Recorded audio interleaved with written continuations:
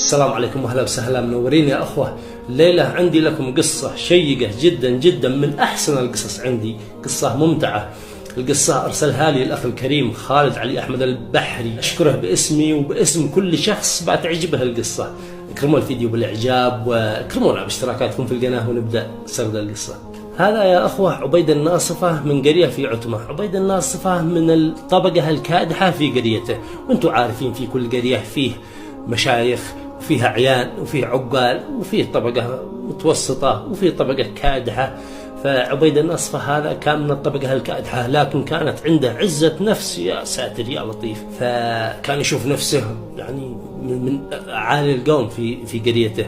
وفعلا المال، الفقر والغنى ما له دخل في وزن مقدار الرجل أو مكانته. عبيد الناصفة هذا كان باقي على زواجة ولده شهر، يعني كان باقي شهر ويزوج ولده. فيشتي ياخذ معه ثور، يشتي ياخذ الثور حقه ويروح السوق يبيعه علشان يقضي حاجته، يوفر باقي مصاريف زواج ولده. ولده وزوجته بيقولوا له ليش بتبيع الثور؟ تسلف لك قرشين من اي شخص من القريه وخلاص. قال لا والله ما تسلف ريال، يعني انا ما تسلفش، وعاد انا قادر اتصرف، وعاد معي شيء ابيعه لا يمكن اتسلف. فقالوا تمام انت اخبر.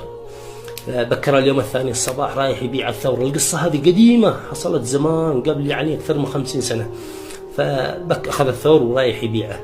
ما قد فيش سيارات إلا قليل جدا، والأسواق بعيدة. مشى من الصباح حتى المغرب وصل السوق. السوق هذا في منطقة تابعة لقبائل آنس. آنس هي عدة قرى لكن يجمعهم مسمى آنس، راجعين لمحافظة دمار. فوصل السوق هذا، أمسى في المنزلة هذه غرفة أو بيت أو أي شيء بنوه للمسافرين. المسافر يوصل قدو مغرب أو عصر يرقد فيه ويستريح، واليوم الثاني يواصل سفره.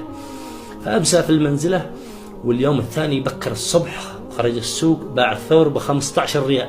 15 ريال يمني، كانت عملتنا قوية والأسعار كانت رخيصة. باع الثور وأخذ فلوسه وراجع قريته. ما خرج من السوق إلا قرب الظهر. وصل ماشي من قرية تابعة لقبائل آنس، وصل فيه عرس عندهم، عرس وفي ناس كثير وفيه ضيوف وهكذا. فقال في نفسه بدخل أتغدى واجلس شوية، أقيل شوية، أخزن شوية وواصل طريقي. فدخلت غدا معاهم، وبعد الغداء خرج المجلس أو الديوان. هذا مجلس يجي طويل، يجتمعوا زي الصالات، زي صالات الأفراح، يجتمعوا فيه الناس عند العريس وهكذا. فعبيد قلت لكم كان عنده عزة نفس قوية، فدخل الديوان ور لراس المكان، راس الديوان جنب الحريق. فتوافد